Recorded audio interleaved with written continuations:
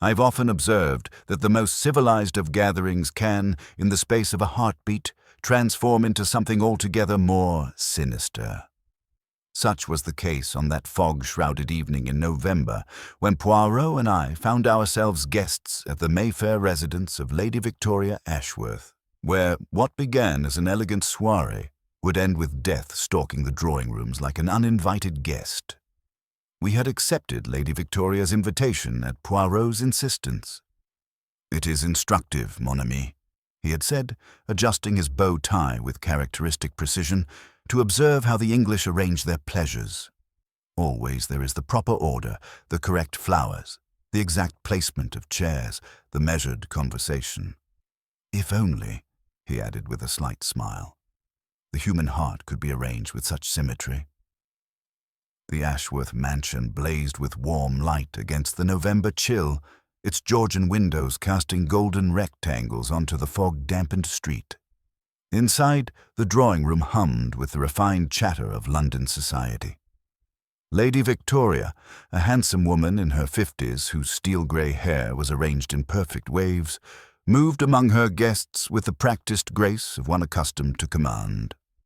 Her husband, Sir Reginald Ashworth, a distinguished gentleman whose shipping fortune had earned him both a knighthood and numerous enemies, held court near the marble fireplace. The guest list was intimate, yet carefully curated. Dr. Marcus Whitfield, the family physician whose nervous hands betrayed an addiction to the very substances he prescribed. Miss Penelope Hartwell, Sir Reginald's ward, a striking young woman whose inheritance depended entirely on her guardian's goodwill. Mr. James Morrison, the family solicitor, whose perpetually worried expression suggested knowledge of secrets better left buried.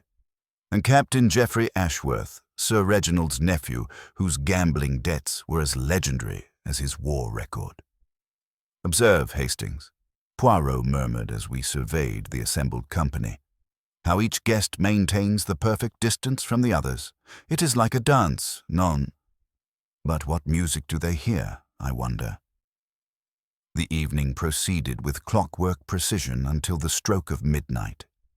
As the grandfather clock in the hall began its solemn chimes, Sir Reginald raised his brandy snifter in a toast. "To another year of prosperity," he declared, his voice carrying easily across the suddenly hushed room, "and to the wisdom that comes with age." It was then that we heard it, a sound so incongruous with the refined atmosphere that it seemed to hang in the air like a discordant note. A laugh, high-pitched and strangely mirthless, echoed from somewhere beyond the drawing-room. It was neither masculine nor feminine, neither joyful nor bitter, but something altogether more unsettling, the sound of someone who had discovered a secret joke at the world's expense. The effect was immediate and profound. Miss Hartwell's face went pale as porcelain. Dr. Whitfield's hand trembled so violently that brandy spilled onto his waistcoat. Captain Ashworth's jaw tightened as if he had heard the sound before. Only Lady Victoria seemed unmoved, though I noticed her knuckles whiten as she gripped her sherry glass. "What the devil was that?" Sir Reginald demanded, his jovial manner evaporating like morning mist. Before anyone could answer, a second sound reached us, the unmistakable crash of breaking glass from the conservatory. Lady Victoria set down her glass with deliberate care.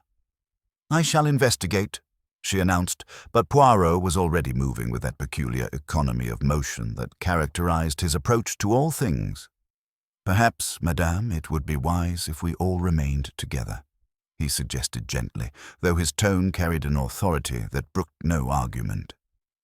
We found Lady Victoria's private study in disarray. The French doors leading to the conservatory stood ajar, admitting the November fog that now seemed to coil through the room like a living thing. Lady Victoria herself lay crumpled beside her writing desk, her evening gown spread around her like spilled ink. A crystal decanter lay shattered on the Persian carpet, its contents, what appeared to be her customary nighttime cordial, forming a dark stain on the expensive weave.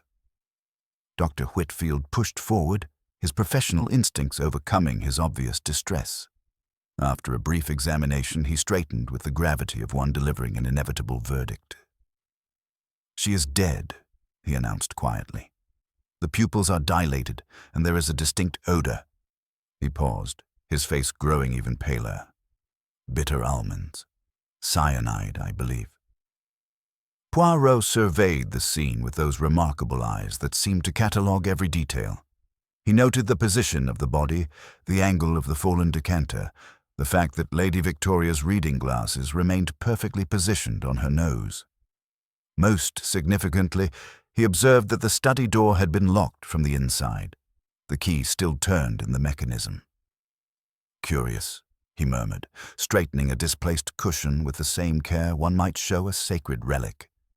A locked room, and yet— His gaze moved to each face in turn, reading expressions like a scholar studying ancient texts. "The laugh we heard, it was not random, mes amis. It was a signal, perhaps, or a celebration." Sir Reginald's face had turned the color of ash. But who would want to harm Victoria? She was beloved by everyone. Beloved? Poirot's eyebrows rose slightly. Perhaps. But love and murder, they are not such strangers as one might think. Often they dance together very closely indeed. As if summoned by his words, that terrible laugh echoed again through the fog-shrouded house. Distant now, but unmistakably mocking. Someone among us had killed Lady Victoria Ashworth, and that someone was still very much present, hidden behind a mask of grief and shock. The game, as Poirot might say, was afoot. The echo of that mocking laughter seemed to hang in the air like smoke, and I watched as each member of our gathering struggled to process what we had discovered. Sir Reginald stood frozen beside his wife's body, his face a mask of bewildered grief, while the others remained clustered in the doorway as if afraid to enter the scene of death. Poirot, however, moved with his characteristic precision. "We must have order," he announced quietly, his voice cutting through the shocked silence. "No one is to leave the house. Hastings, if you would be so good as to telephone the police immediately. Tell them that we have a case of murder by poison and that the scene will remain undisturbed until their arrival." As I hurried to the hall telephone, I could hear Poirot continuing in that calm, authoritative tone that brooked no argument. "The study door will remain locked, and we shall all retire to the drawing-room to await the authorities. It is better so."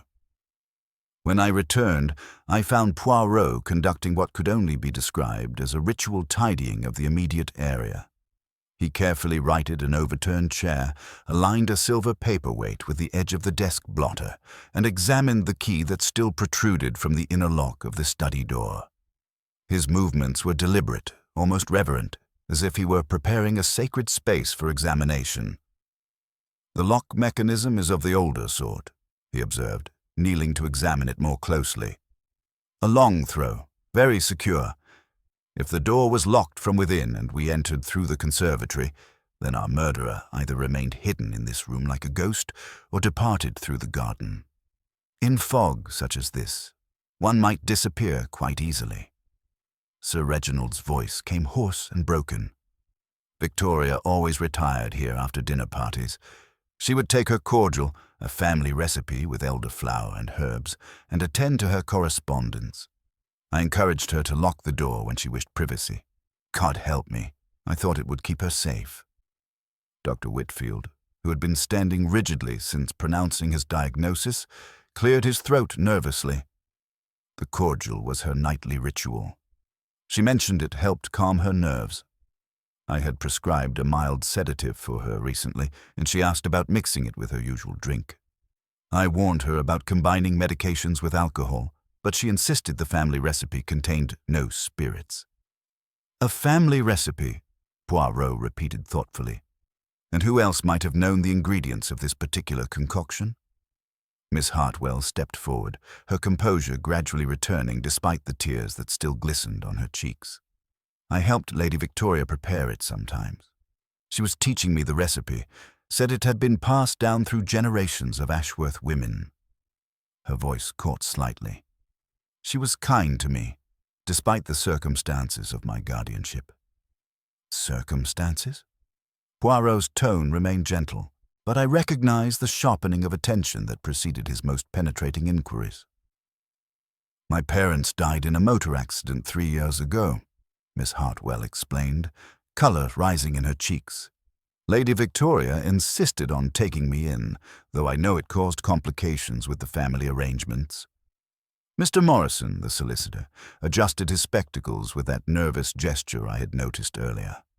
There were certain legal matters regarding Miss Hartwell's inheritance, complex documentation issues that required careful handling.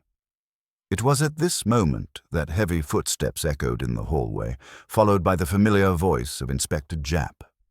"Poirot, my dear fellow, what have we here?" The Scotland Yard inspector entered with his characteristic brisk efficiency, his sharp eyes immediately taking in the scene. "Lady Ashworth, poisoned, you say? And a locked room to boot?" Poirot inclined his head slightly. "Indeed, mon ami. Most intriguing circumstances. The victim consumed cyanide in her evening cordial. The study was locked from within, yet the conservatory doors were found ajar." As Japp's men began their methodical examination of the scene, Poirot gathered our small group in the drawing room.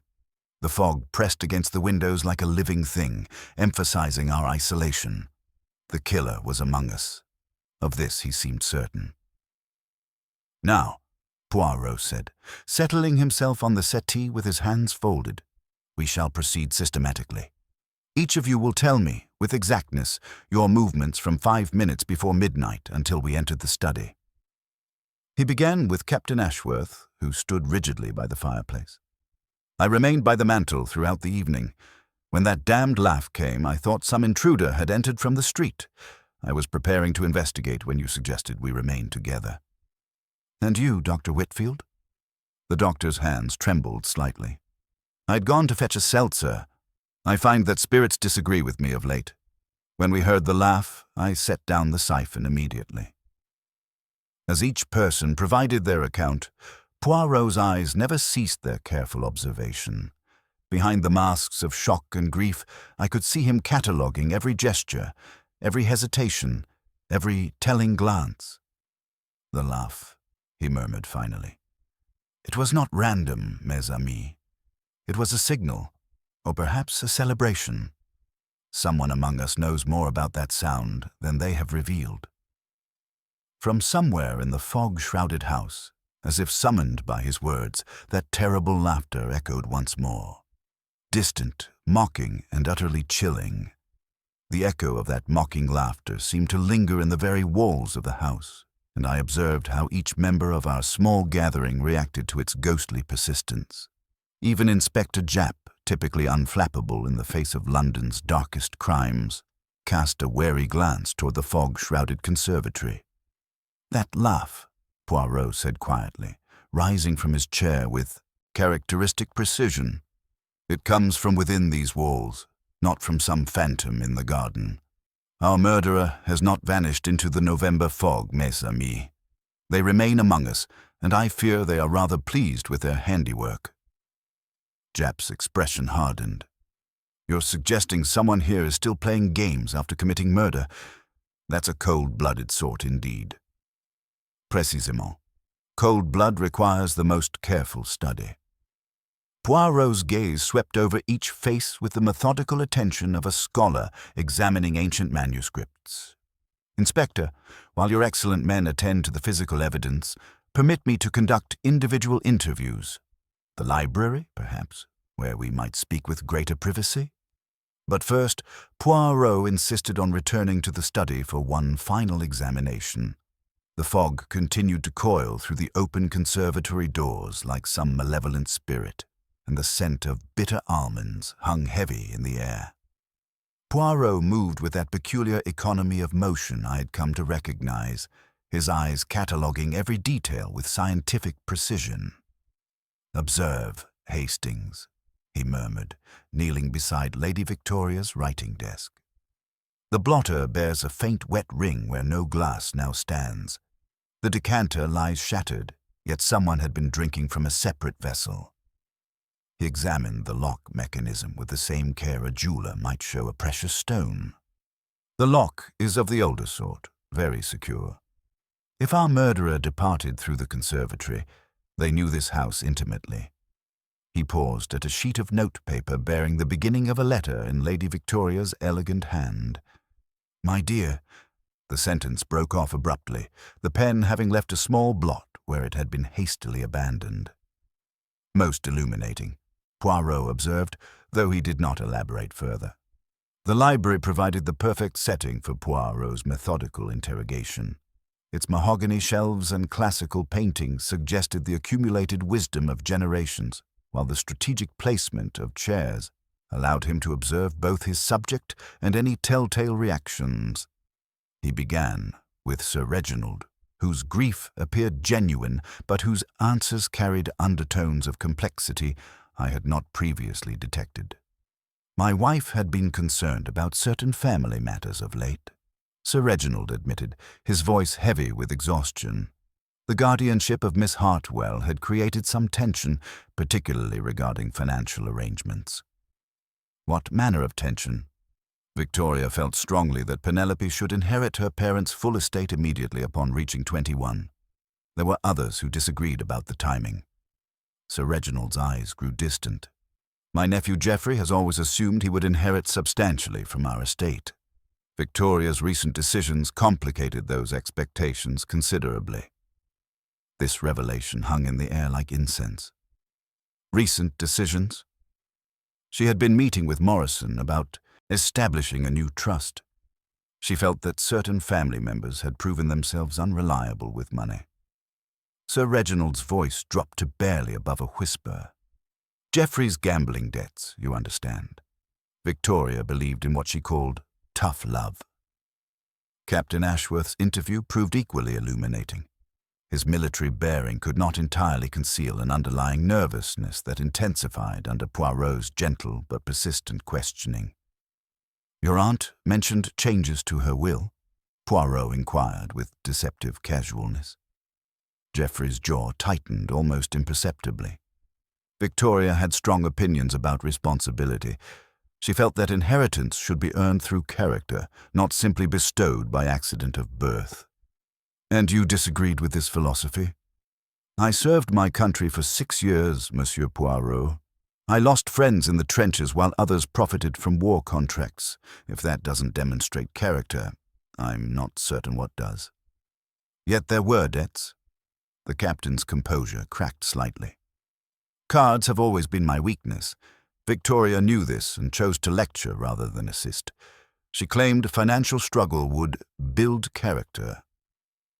Dr. Whitfield's interview revealed a man whose nervous trembling extended beyond mere shock at discovering a patient's death. His answers came with the careful precision of someone choosing words with extreme care. "Lady Victoria consulted you recently about her health?" "Nothing serious. Mild insomnia, some digestive complaints. I prescribed a gentle sedative and suggested she reduce her evening cordial consumption. Yet she continued the ritual. She was remarkably set in her ways. The cordial was a family tradition, she claimed, made from elderflower, honey, and certain herbs. She insisted it was more effective than any modern medicine." When Mr. Morrison entered for his interview, the solicitor's revelations cast the evening's events in an entirely new light.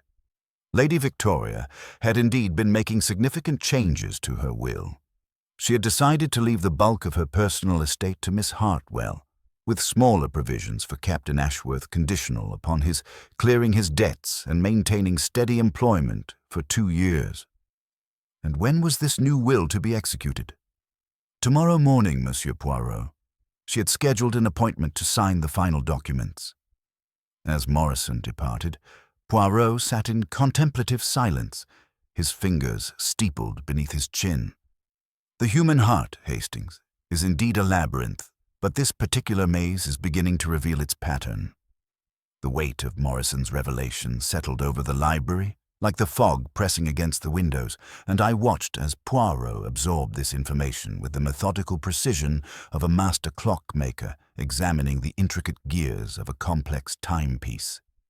His fingers drummed a barely audible rhythm against the leather arm of his chair, a sure sign that his Remarkable mind was already weaving together the threads of motive, opportunity, and method. "A will to be signed tomorrow morning," he murmured, his eyes distant with contemplation. "Significant changes in inheritance, and a woman who dies the night before she can execute her final wishes. The timing, Hastings, is too convenient to be mere coincidence. Our murderer, it seems, possessed not only the means and opportunity, but also a most pressing deadline." Before I could respond, the library door opened to admit Miss Hartwell. She entered with the composed bearing of one who had spent the intervening time collecting herself. Yet beneath her outward calm, I detected an undercurrent of anxiety that intensified as Poirot's penetrating gaze settled upon her. Her hands, I noticed, trembled slightly as she arranged herself in the chair opposite him. "Mademoiselle Hartwell," Poirot began with characteristic gentleness, "you have suffered a great loss tonight. Lady Victoria was, I understand, more than merely your guardian. She was the closest thing to a mother I had known since my parents' death 3 years ago." Miss Hartwell's voice carried genuine emotion, though she maintained her composure with admirable strength. "Victoria insisted on taking me in despite the complications it created within the family. She said blood obligations transcended mere convenience." "Complications of what nature?" "My inheritance was substantial but tied up in complex trusts and business arrangements. Geoffrey, Captain Ashworth, had expected to be appointed my guardian as the male heir. When Victoria intervened and the courts awarded her guardianship, it created considerable tension." She paused, choosing her words with the care of one walking through a minefield. There were those who suggested her motives were not entirely altruistic. Poirot's eyebrows rose with interest. "They questioned her intentions regarding your welfare. Some implied she sought to control my inheritance for her own purposes. Geoffrey was particularly vocal about this theory, especially after his own financial difficulties became apparent to the family." Miss Hartwell's voice grew quieter. "He accused her of manipulating the situation to gain access to my parents' business interests." "Your parents were in commerce?" "Import and export, primarily from the Orient. My father had built substantial partnerships with several established shipping firms, including ventures with Sir Reginald's company. After his death, those partnerships became part of my inheritance. Partnerships that were quite profitable, according to Mr. Morrison. This revelation struck me as highly significant, given Sir Reginald's own extensive involvement in maritime commerce." Poirot evidently shared this assessment, for his attention sharpened perceptibly, and he leaned forward with renewed interest. Lady Victoria was familiar with these business arrangements. She had been reviewing all the documentation with Mr. Morrison for months. She claimed she wanted to ensure my interests were properly protected, but lately I wondered whether she had discovered something that concerned her deeply. Miss Hartwell's composure wavered slightly. In recent weeks, she had grown increasingly secretive about her meetings with Morrison. She would lock herself in the study for hours, reviewing papers and making notes in a private ledger. "And you assisted her sometimes with the preparation of her evening cordial?" "Yes, she was teaching me the family recipe. It was quite elaborate. Elderflower gathered at dawn, specific herbs from her own garden, and a particular type of honey. She was very proud of its purity and insisted that no artificial substances ever contaminate it. A drink fit for angels, she used to say." As Miss Hartwell departed, our contemplation was interrupted by Inspector Japp, who entered with the brisk efficiency that characterized his approach to criminal investigation. His expression carried the satisfaction of a man who believed the puzzle pieces were falling into place. "Poirot, we've made significant progress," he announced, producing a small brown bottle with a chemist's label. "We found this in Dr. Whitfield's medical bag, oil of bitter almonds, prussic acid content. The stopper shows recent use, and there's enough cyanide here to kill a dozen people." Dr. Whitfield, who had been summoned and now stood pale and trembling in the doorway, looked as though he might collapse. "That is a standard medical preparation," he protested weakly. Many physicians keep such tinctures for legitimate purposes. I've carried that bottle for years." "Years, you say?" Jap retorted with grim satisfaction. "Convenient timing to be carrying it about tonight. And you were the first to identify the poison, weren't you, Doctor?" Poirot examined the bottle with delicate precision, noting the aged label and the telltale stains on the glass stopper. "The preparation may indeed be old, but these stains are recent. Tell me, Doctor, when did you last use this tincture?" "I cannot say with certainty," Whitfield admitted, his voice barely above a whisper. "Perhaps weeks ago, perhaps months. I prescribe modern sedatives now.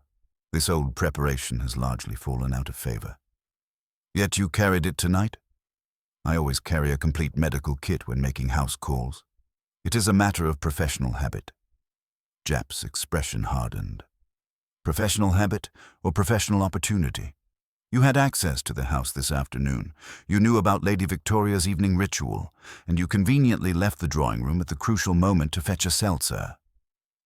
But Poirot was already moving toward the door with that peculiar economy of motion that signaled a new line of investigation. "Inspector, while this discovery is most interesting, let us not leap to conclusions like the grasshopper. Come, there is something else we must examine." In the conservatory, Jap's men had made another discovery.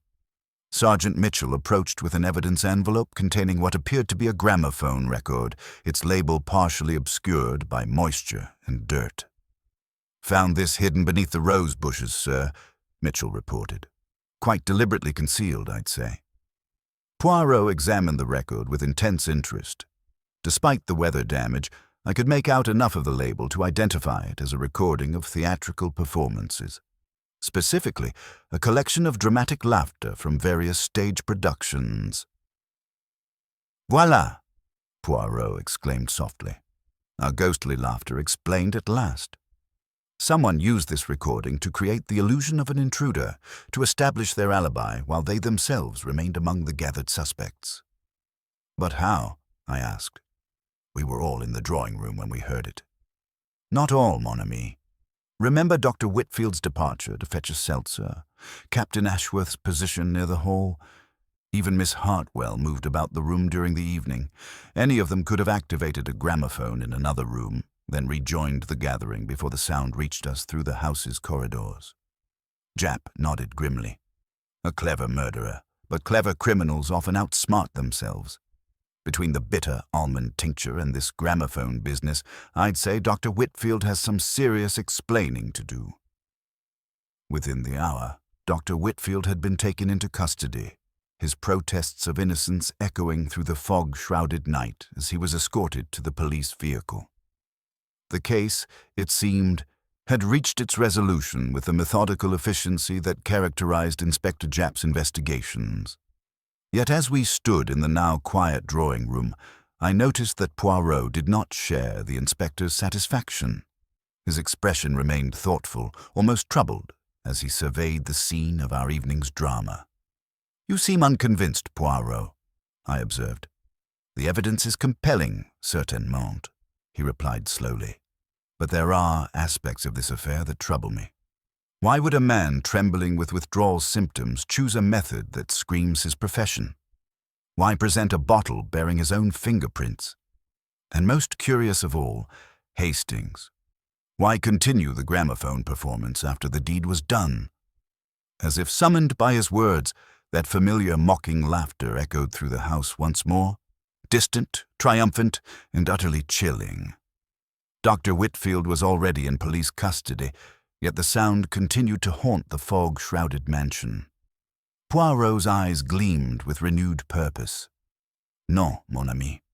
Our true murderer remains among us, and I fear they are rather pleased with how successfully they have arranged this evening's entertainment. The game, as you English say, is far from over." The laughter faded into the November night, leaving behind only questions and the growing certainty that justice had not yet been served. The echo of that mocking laughter seemed to linger in the very air around us, and I watched as Inspector Jap's confident expression began to show the first traces of doubt. If Dr. Whitfield was indeed our murderer, safely secured in police custody, then how could we explain this continued auditory haunting that seemed to mock our investigative efforts with such calculated precision? Poirot moved with renewed purpose toward the staircase, his head tilted in that characteristic pose of intense concentration that I had learned to recognize as the prelude to significant discovery. "The sound originates from above," he announced with quiet certainty, "and it carries the unmistakable quality of mechanical reproduction. Our phantom musician has not finished tonight's performance, mes amis." We ascended the carpeted stairs in single file, the thick Persian runner muffling our footsteps as we climbed toward the source of our mysterious entertainment. The fog seemed to have penetrated even the upper floors, creating an atmosphere of ethereal unreality that transformed our methodical investigation into something resembling a Gothic romance. Gas fixtures cast wavering shadows on the wallpapered walls, and I found myself thinking that the house itself had become a stage for our unfolding drama. The first-floor landing revealed a corridor lined with closed doors, each bearing small brass nameplates indicating guest chambers and storage rooms. It was from the direction of what appeared to be a linen cupboard that the faint mechanical clicking of a gramophone's mechanism could be detected, barely audible above our own breathing, but unmistakably present. "Voilà," Poirot whispered, approaching the cupboard door with the delicacy of a cat stalking its prey.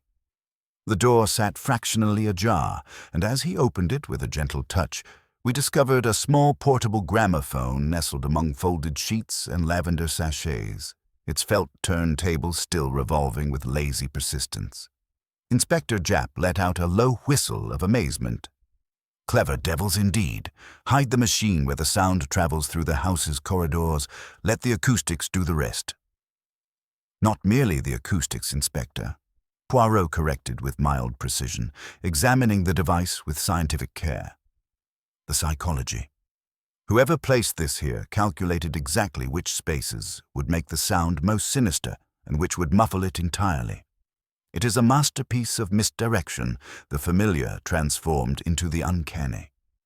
He lifted a silk scarf that had been carefully folded beneath the instrument to dampen any mechanical rattling. "Lady Victoria's," he observed quietly, recognizing the delicate fabric. "She wore this earlier in the conservatory. Our murderer is remarkably considerate. Always they attend to such details."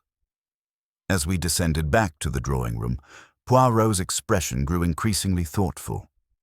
"Inspector," he said carefully, "while I applaud your thoroughness in securing Dr. Whitfield, I confess that certain aspects of this case continue to trouble my little grey cells considerably." Japp, still buoyed by his apparent success, waved a dismissive hand. "Come now, Poirot. The evidence speaks for itself. Motive, means, opportunity, all wrapped up with a neat bow." "Précisément the problem," Poirot replied with gentle firmness. "When a solution presents itself too neatly, I ask myself who has arranged such convenient packaging. Consider. Why would a physician suffering from withdrawal symptoms choose a method that immediately identifies his profession? Dr. Whitfield may be guilty of many weaknesses, but he is not a fool." He began pacing the drawing room with measured steps, his hands clasped behind his back. A man whose career depends on the precise application of chemicals would surely select a subtler approach, and to leave the instrument of murder, a bottle bearing his own fingerprints, so easily discovered in his medical bag. Such carelessness seems remarkably out of character for someone so meticulous in his prescriptions. Sir Reginald, who had remained largely silent since the doctor's arrest, shifted uncomfortably by the fireplace. "But surely the evidence, mon ami, has been carefully arranged for our consumption," Poirot interrupted with characteristic politeness. "Our true murderer possesses not only cunning but a remarkable sense of theatrical timing. The continued gramophone performance after Dr. Whitfield's arrest was not carelessness, it was a taunt, a challenge to my methods." He paused before the conservatory doors, still ajar to the November fog. The locked study door, the switched cordial glasses, the precise timing of the poison's administration, All of this required intimate knowledge of Lady Victoria's habits and this house's acoustics. Most significantly, it required someone with immediate access to her private study and her evening ritual. Miss Hartwell, who had been sitting quietly throughout this discussion, looked up with an expression of carefully controlled anxiety. "Are you suggesting that Dr. Whitfield is innocent?" "I'm suggesting, mademoiselle, that the truth is more complex than Inspector Japp's admirable efficiency has allowed us to explore." Poirot's gaze swept over each remaining member of our gathering with scientific precision. Our murderer remains among us, and I suspect they are rather pleased with how successfully they have orchestrated this evening's misdirection. Captain Ashworth stopped his restless pacing. "Then we're still in danger?" "Only if the truth threatens to emerge too quickly," Poirot replied with a slight smile that held no warmth. "But I believe our murderer feels quite secure in their cleverness. They have provided us with a perfect scapegoat and eliminated the one person who threatened their future prosperity." He moved to the bell pull and rang for tea service, a seemingly innocent gesture that I recognized as part of his methodical approach to psychological observation. Tomorrow morning, Lady Victoria was to sign a new will that would have dramatically altered certain financial arrangements. Tonight was not chosen randomly. It was the last possible moment to prevent those changes from taking effect. As the footman appeared to take Poirot's request, I noticed how each member of our group adjusted their demeanor slightly, their masks shifting to meet this new audience. It was a subtle dance of social propriety, but Poirot watched every movement with the intensity of a scholar studying ancient texts. "I have arranged for additional evidence to be secured overnight," he announced casually as the servant departed. "Evidence that will prove most illuminating when examined in the morning light." The effect was immediate and telling. Captain Ashworth made an involuntary half-step toward the corridor before checking himself with visible effort. Mr. Morrison's nervous fingers worried at his cufflinks with increased agitation. Most significantly, Miss Hartwell's carefully maintained composure showed the first hairline cracks, her hands clenching and unclenching in her lap. From somewhere in the fog-shrouded house, that familiar mocking laughter echoed once more, distant now, but unmistakably triumphant. Our true murderer was still very much present, hidden behind a mask of grief and shock, but Poirot's psychological net was beginning to tighten around them with inexorable precision. The game, as he might say, was entering its final phase. The psychological tension that had settled over the drawing room like a shroud seemed to intensify as the clock struck midnight, and I observed how each member of our diminished gathering responded to Poirot's carefully orchestrated suggestion about additional evidence.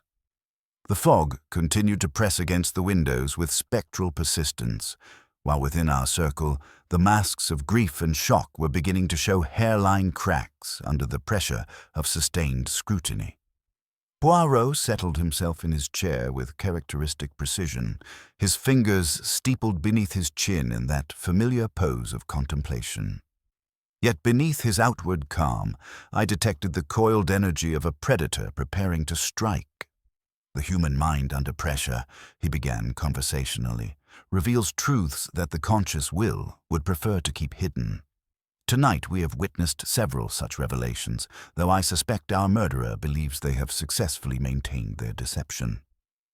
It was at this moment that a soft sound from the direction of the library caught his attention, the barely audible scrape of metal against metal, followed by the whisper of papers being handled with urgent care. Poirot's eyes sharpened with interest, and he rose with that peculiar economy of motion that signaled renewed purpose. "Hastings," he murmured quietly, "I believe our evening's entertainment is not yet concluded. Come."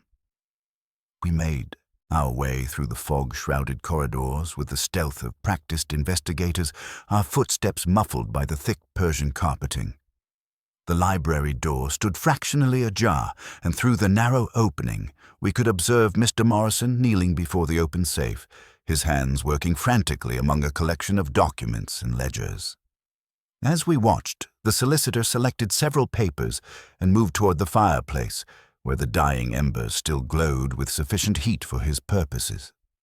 The acrid scent of burning paper began to fill the air, accompanied by Morrison's muttered curses as he fed sheet after sheet to the flames.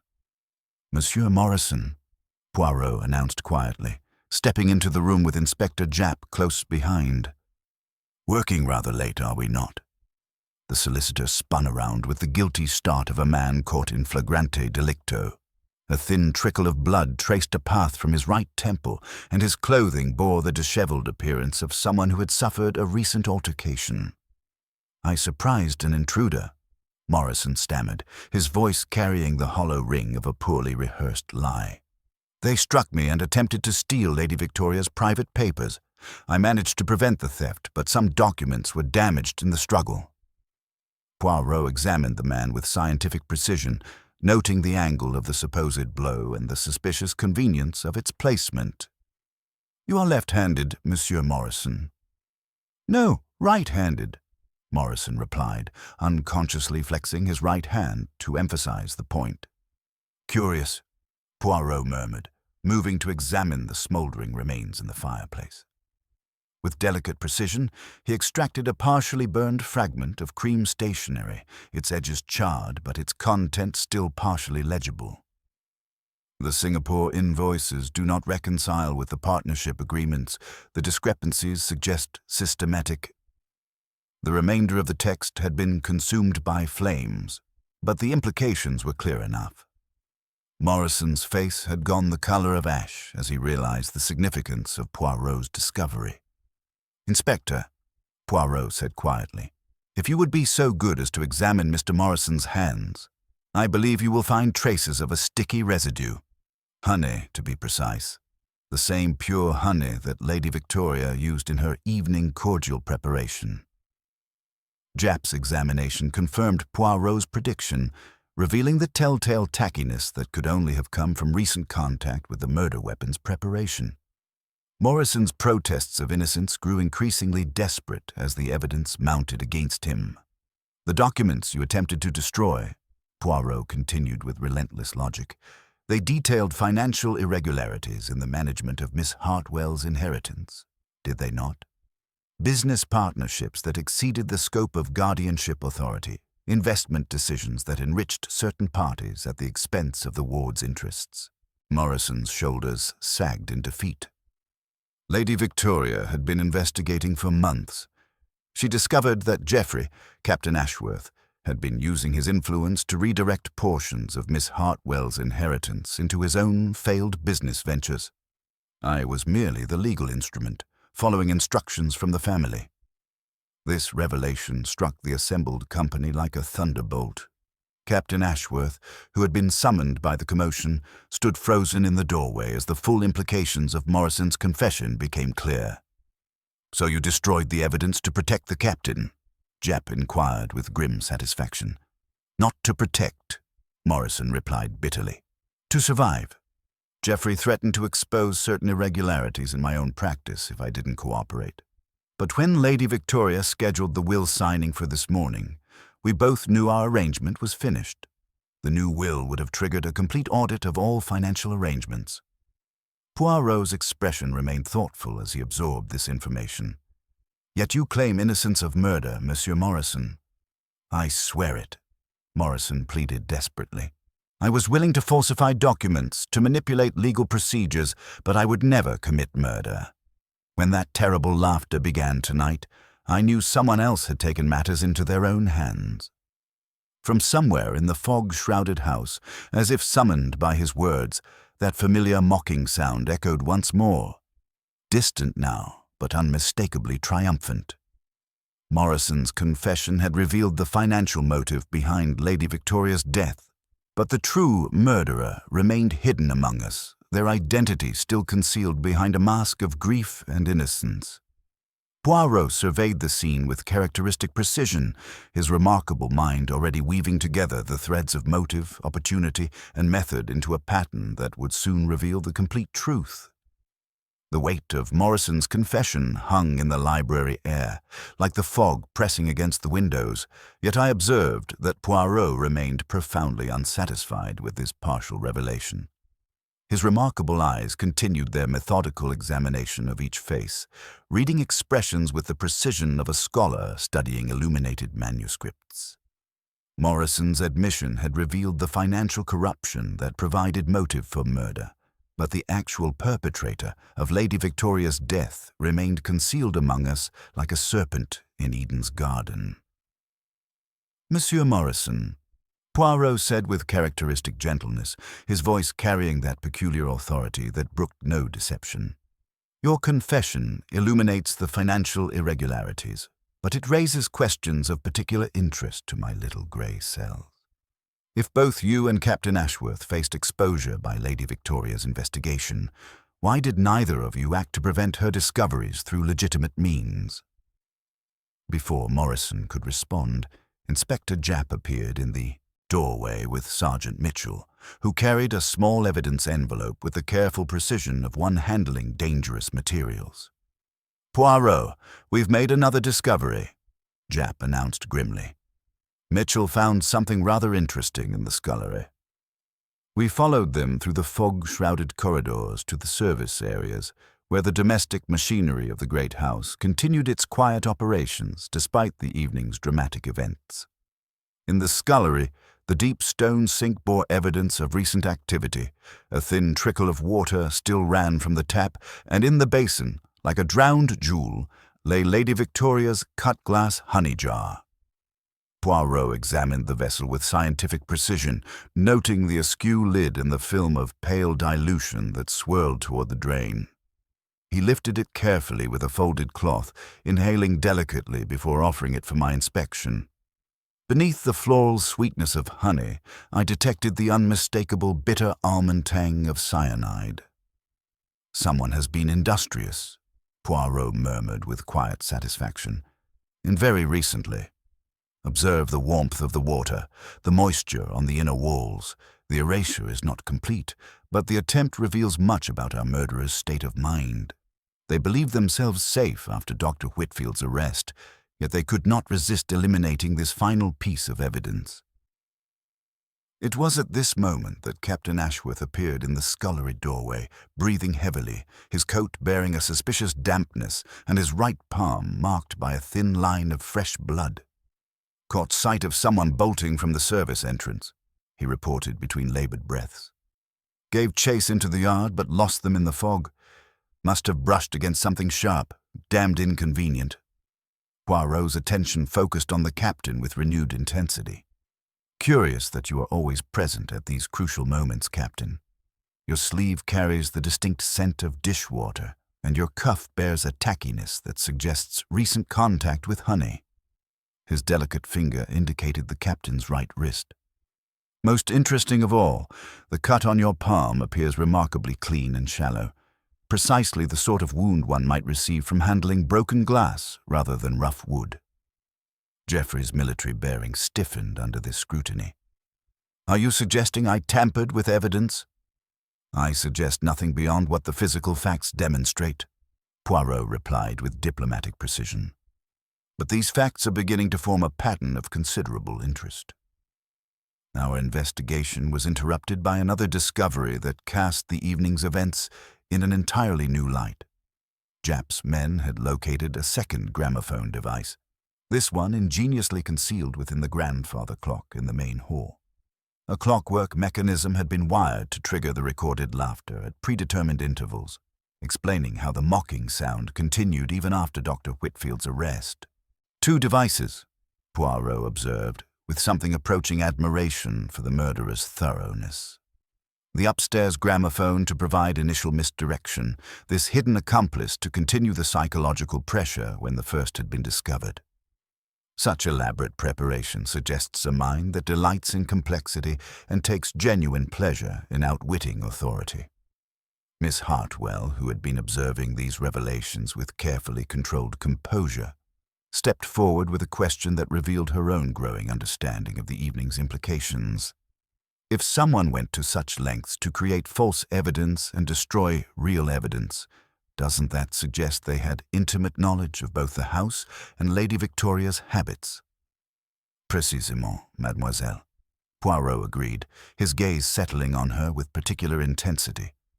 The murderer required not merely access to Lady Victoria's study and her evening ritual, but also detailed knowledge of this house's acoustics, its service areas, and the precise timing of her cordial preparation.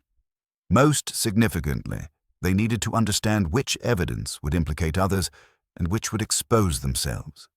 He paused, allowing this observation to settle over our gathering like morning mist. The honey jar's disposal was not random panic, mes amis. It was a calculated attempt to eliminate the final link between the poison and its preparation. Our murderer believed that with Dr. Whitfield arrested and the physical evidence destroyed, they had achieved perfect safety. From somewhere in the fog-shrouded depths of the house, that familiar mocking laughter echoed once more, distant now, but unmistakably triumphant. Yet this time, I detected something different in Poirot's expression as he listened. His eyes gleamed with the satisfaction of a chess master who had finally discerned his opponent's strategy. "The game approaches its conclusion," he announced quietly, his voice carrying absolute certainty. "Our murderer has moved once more, and in moving has revealed the final piece of the puzzle. Tomorrow's dawn will bring not merely Lady Victoria's funeral arrangements, but also the complete truth about her death." The fog pressed against the windows with renewed intensity, as if nature herself were holding her breath for the revelation that would soon transform our understanding of the evening's deadly events. The night seemed to draw itself tighter around the fog-shrouded house like a shroud, and as the first pale hints of dawn began to touch the eastern windows, I observed that Poirot had entered that state of profound contemplation that invariably preceded his most significant revelations. The mechanical laughter had finally been silenced, the gramophone devices dismantled by Inspector Japp's efficient team, yet the psychological echoes of their mocking performance continued to resonate through the corridors of our investigation. We had returned to the drawing room, where the dying embers in the fireplace cast wavering shadows across the assembled faces of our diminished gathering. Morrison sat under police guard, his confession of financial irregularities having revealed the corrupt foundation upon which this evening's tragedy had been built. Yet Poirot remained profoundly unsatisfied, his remarkable eyes continuing their methodical examination of each remaining suspect with the precision of a scholar studying illuminated manuscripts. "The human mind under extreme pressure," he began quietly, his voice carrying that peculiar authority that commanded absolute attention, "reveals truths that the conscious will would prefer to keep hidden. Tonight we have witnessed several such revelations. Yet I confess that certain aspects of this case continue to trouble my little grey cells considerably." He rose from his chair with characteristic precision and moved toward the conservatory doors, where the morning mist was beginning to thin against the glass. "We have accepted too readily the obvious interpretation of the evidence, mes amis. The locked study, the half-finished letter, the carefully positioned reading glasses, all have been viewed through the lens of assumption rather than rigorous analysis." Sir Reginald, who had aged visibly throughout the night's revelations, shifted uncomfortably in his chair. "Surely the physical evidence speaks for itself, Poirot." "Physical evidence speaks only what we allow it to say," Poirot replied with gentle firmness. "Consider the scene we discovered in Lady Victoria's study."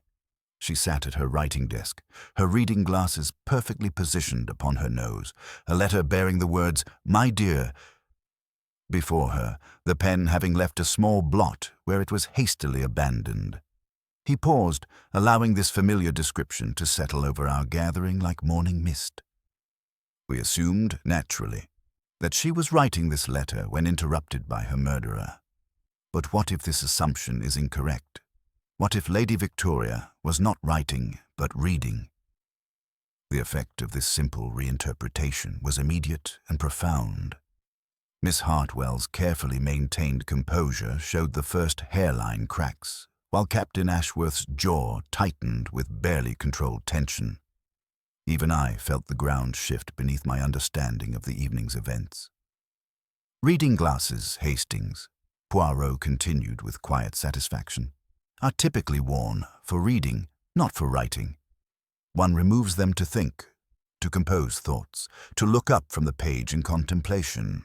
Yet Lady Victoria's remained perfectly positioned, as if she had been absorbed in studying something that demanded her complete attention. He moved to the bell pull and summoned the footman, requesting a simple tea service with the same meticulous attention to detail that characterized all his investigative methods. As the servant arranged the delicate china and silver implements, Poirot watched each member of our gathering with scientific precision, cataloguing every gesture and reaction. The blot on the paper, he continued as the footman departed, was not from a hastily abandoned pen, but from a sudden, involuntary spasm as the poison took hold. Lady Victoria was reading something that caused her profound distress, something that made her vulnerable to attack in her moment of absorption. Captain Ashworth's military bearing stiffened perceptibly. These psychological theories are fascinating, but they prove nothing concrete. "Ah, but they illuminate everything, Captain," Poirot replied with that slight smile that held no warmth. If Lady Victoria was reading rather than writing, then someone delivered that letter to her personally. Someone who knew she would be alone in her study, who understood her evening ritual, and who could slip into that room before she turned the key in the lock. The tea service provided the perfect opportunity for Poirot's methodical observation. Miss Hartwell's hand trembled slightly as she reached for the sugar, while Morrison's nervous fingers worried at his cufflinks with increased agitation. Most tellingly, Captain Ashworth declined refreshment entirely, his attention focused on the fog-shrouded garden visible through the conservatory doors. The locked room mystery dissolves when we understand the true sequence of events, Poirot continued with relentless logic. Our murderer was already present when Lady Victoria locked the door for privacy. They handed her the letter, knowing its contents would absorb her attention completely. While she read, they prepared the poisoned cordial, using her own honey and the cyanide they had brought for this purpose. He examined the partially consumed contents of each teacup with the same care a jeweler might show precious stones. The elaborate gramophone devices, the disposal of evidence, the careful framing of Dr. Whitfield, all were designed to create the illusion of an outside intruder while providing alibis for those present in the drawing room. From somewhere in the fog-shrouded depths of the house, the grandfather clock chimed the hour with solemn authority, its mechanical voice now free of the mocking laughter that had haunted our investigation. The sound seemed to signal a transition, a movement from the realm of speculation into the bright clarity of absolute truth. "The game approaches its conclusion," Poirot announced quietly, his voice carrying the certainty of mathematical proof. Our murderer believed they had achieved perfect safety through misdirection and false evidence, but they made one crucial error. They could not resist continuing their performance even after success seemed assured. The fog pressed against the windows with renewed intensity, as if nature herself were holding her breath for the revelation that would soon transform our understanding of Lady Victoria's death. In the growing light of dawn, I could see that Poirot's psychological net was finally tightening around its intended prey with inexorable precision. The truth, as he might say, would soon emerge from the shadows of deception into the honest light of day. The pale light of dawn crept through the fog-shrouded windows with deliberate persistence, casting long shadows across the drawing room that seemed to mirror the lengthening reach of Poirot's investigation. I observed that my friend had entered that state of absolute concentration that invariably preceded his most devastating revelations, his remarkable mind weaving together the final threads of evidence with the precision of a master craftsman completing his greatest work. "The hour for speculation has passed. Mes amis," Poirot announced with quiet authority, his voice cutting through the morning silence like a blade through silk. "We must now examine the physical evidence with mathematical precision, for it is in the smallest details that the largest truths reveal themselves." He led us first to the servants' quarters, where the brass bell-board retained the positions from the previous evening, each drop marking the exact moment of its summons. Poirot examined the mechanism with scientific care, his eyes noting the study bell's position with particular interest. "The study bell fell at 5 minutes before midnight," he observed, turning to the butler who had wisely left all undisturbed. "Who answered Lady Victoria's summons?" "Annie, sir," the man replied with weary precision. "Her ladyship had rung for hot water and the honey jar for her evening cordial." When Annie was summoned, the slight girl with reddened hands trembled under Poirot's gentle but penetrating attention. "You carried the tray to the study, mademoiselle?" "I took the passage to the landing, sir, with the hot water and the fresh honey jar that cook had just decanted. But Miss Hartwell met me by the blue vase and said she'd take it in herself, as her ladyship wanted quiet for her correspondence." Poirot inclined his head with that courtly grace he showed to all witnesses, regardless of station. "And the honey jar, freshly prepared?" "Yes, sir. Cook had just decanted the good heather honey from the new container. Her ladyship was most particular about its purity." This revelation struck me as profoundly significant. Miss Hartwell had intercepted the very substances that would later carry the poison to Lady Victoria's lips, providing her with both opportunity and means in a single, seemingly innocent gesture. We returned to the study, where Poirot conducted what he termed a conversation with the dead. The morning light revealed details that the fog and gaslight had previously obscured, and he moved through the space with the reverence of a scholar in a sacred library. "Observe, Hastings," he murmured, kneeling beside Lady Victoria's writing desk, "the position of her reading glasses. They remain perfectly positioned upon her nose, yet we assumed she was writing when interrupted. Consider the nature of reading glasses. They are worn for examining things closely, not for the broader field of vision required for composition." His delicate finger traced the air above the desk's surface. "A woman of Lady Victoria's precise habits would have removed her glasses to think, to compose her thoughts, to gaze out the window in contemplation. Yet they remained in place, suggesting she was absorbed in reading something that demanded her complete, unwavering attention." Poirot then examined the leather blotter with extraordinary care, taking a soft pencil from his pocket and shading gently across its surface. Like magic, faint indentations emerged, the ghost impressions of writing that had been pressed upon the leather. "The strokes are few but legible," he announced with quiet satisfaction. "My dear," followed by what appears to be the beginning of a capital letter. "Someone practiced their forgery here, Hastings, ensuring their hand would match the familiar script Lady Victoria would expect to receive." The implications were staggering. Lady Victoria had not been writing a letter when she died.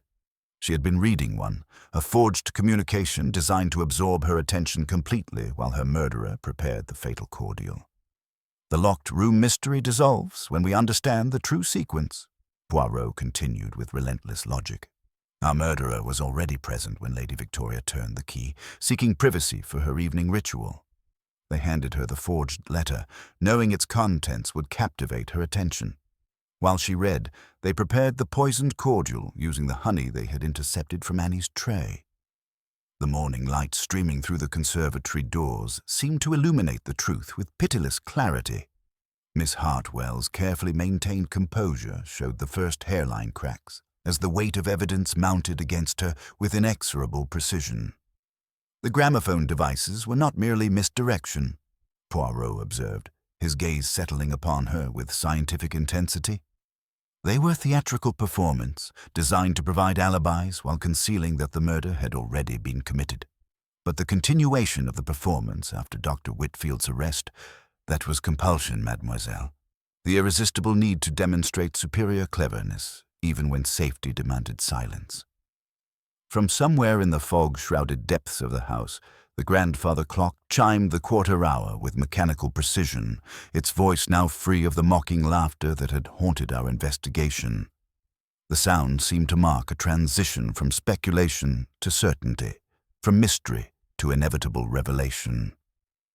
Poirot straightened with characteristic precision, his remarkable eyes holding the satisfaction of a puzzle master who had finally arranged all the pieces into their proper configuration. In 1 hour, I shall gather you all and demonstrate exactly how this murder was planned and executed. The truth, mes amis, will no longer hide behind the masks of grief and innocence. The game, as he might say, was approaching its inexorable conclusion. The appointed hour arrived with the punctuality that characterized all of Poirot's most significant revelations, and as the grandfather clock chimed 8 times in the morning stillness, our diminished gathering assembled in the drawing room with the solemnity of participants in a final judicial proceeding. The fog had lifted completely from the windows, allowing pale November sunlight to illuminate the scene where truth would finally emerge from the shadows of deception that had haunted our long night.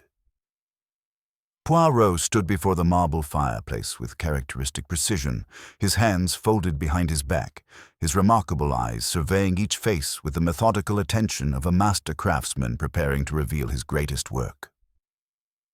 Inspector Japp occupied his position near the door, notebook ready to record the revelations that would transform speculation into legal certainty. "Ladies and gentlemen," Poirot began with that courtly formality that marked his most significant pronouncements. "We have spent this night pursuing phantoms and examining mirrors, but the time for illusion has passed. The truth about Lady Victoria's death lies not in the elaborate theatrical performance we have witnessed, but in the simple human emotions that drive all murder. Fear, desperation, and the terrible arithmetic of self-preservation." He moved with deliberate steps toward the conservatory doors, where morning light revealed the garden emerging from its shroud of mist. "Let us first eliminate those who, despite compelling circumstances, are innocent of this particular crime. Dr. Whitfield, though guilty of professional weakness, was framed with crude brilliance. The cyanide bottle in his bag was placed there precisely because a physician would be the first to identify the poison, theatrical misdirection of the most obvious sort. His gaze settled momentarily on Morrison, still under guard. Mr. Morrison burned evidence of financial irregularities, but his panic was that of exposure, not murder. His crimes were of the ledger book, not the poison cup. Poirot paused before the chair where Miss Hartwell sat with rigid composure, her hands folded with the precise arrangement of one who had learned to control every visible emotion. The locked room mystery dissolves when we understand that Lady Victoria was not writing when she died, but reading. Her glasses remained perfectly positioned. She would have removed them to compose thoughts, but wore them to study something that demanded complete attention. The effect was immediate. Miss Hartwell's carefully maintained mask began to show the first hairline cracks. "You intercepted Annie's tray, mademoiselle, taking upon yourself the innocent task of delivering the honey jar that Lady Victoria required for her evening cordial. No one questioned this kindness. You were her beloved ward, the daughter she had never possessed." Poirot's voice carried that gentle tone he reserved for those whom fate had driven beyond moral boundaries. "The forged letter was your psychological masterpiece. You entered the study before Lady Victoria locked the door, handed her correspondence designed to absorb her attention completely, then prepared the fatal cordial while she read in shocked absorption." Inspector Japp stepped forward with professional efficiency. "Miss Penelope Hartwell, I arrest you for the murder of Lady Victoria Ashworth." For a moment, she remained perfectly still, carved from marble. Then, with a sound between laughter and sobbing, she looked up at Poirot with eyes that held both defeat and strange relief. "You cannot prove the letter's contents," she said quietly, her voice carrying the hollow ring of one who had played their final card. "Ah, but there you are mistaken, mademoiselle," Poirot replied with gentle satisfaction, producing a sheet of carbon paper from his waistcoat pocket. "You burned the letter, but forgot the carbon beneath it in Lady Victoria's blotter. It purported to be from your deceased parents, revealing they had discovered your theft from their business accounts before their death, suggesting Lady Victoria's investigation had uncovered this old crime." Miss Hartwell's composure shattered completely. "She was going to destroy me," she whispered, tears streaming down her face. "Everything I had built would have been ruined. She called it moral instruction, but it was cruelty disguised as righteousness. Yet the supreme irony, mademoiselle, is that Lady Victoria's new will would have left you her entire personal estate. The very investigation you feared was designed to protect your inheritance from those who sought to steal it.